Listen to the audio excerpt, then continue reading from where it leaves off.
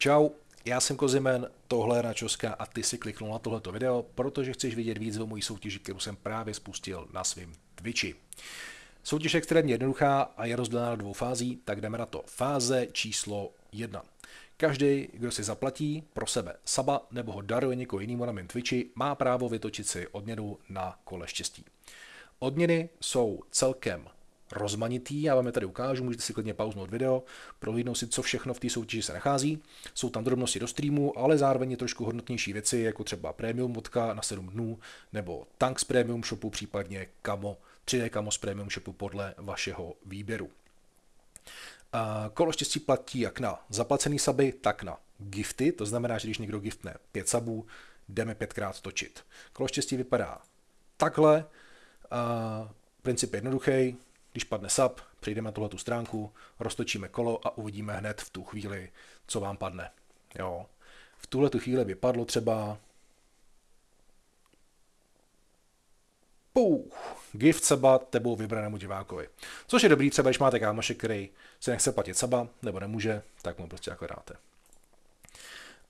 Odměny se z tohohle kola neodstraňují ve chvíli, kdy někdo vyhraje, to znamená, že když padne 4krát za sebou premium tank, tak 4krát za sebou vyhraje ten člověk premium tank. Fáze číslo 2.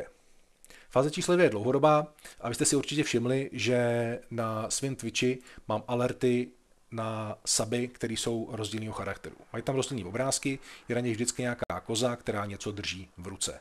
A vaším úkolem je zapamatovat, vyscreenovat, napsat si tyhle ty varianty alertů a až si budete myslet, že je máte všechny, tak mi je napsat do directu na Discordu, případně ve hře, případně se mnou nějak jinak spojit.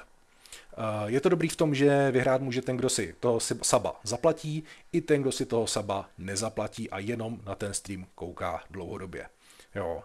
To znamená, každý, kdo mi vyjmenuje všechny suby, každý, kdo mi vyjmenuje všechny obrázky subů, zařadí se do dlouhodobého finále, který bude někdy v prosinci, budeme tam soutěžit, nebo budu losovat ze všech těchto finalistů majitele několika vánočních beden, buď budu losovat 3 nebo 5 lidí, podle toho, kolik lidí splní tyhle ty kritéria. A každému, kdo dá aspoň 3 gifty, kdo giftne aspoň 3 suby, prozradím jeden tady ten obrázek, který ještě ve svém seznamu nemá a neví o něm. Doporučuji nikomu o vašem seznamu neříkat, ten seznam nikde nezdílet, protože byste byli sami proti sobě. Logicky, čím víc finalistů, tím je menší vaše šance na výhru. Abyste neřekli, že jsem úplný škrt, tak vám jeden ten obrázek ukážu a je to přesně tahle ta koza s tím donutem. Takhle ty obrázky vypadají a to znamená, že tohleto je první příspěvek do soutěže přímo pro vás. Zapamatujte si, koza s donutem, můžete ji mít ve svém seznamu právě teď. Dobrá, takže v krátkosti, za prvý, darujte suby, plaťte si suby, točíme na kole štěstí, za druhý, zapamatujte si obrázky a až si budete myslet, že je máte všechny, pošlete mi do directu, já vám odpovím, jestli jsou všechny nebo ne. Hodně štěstí, guys.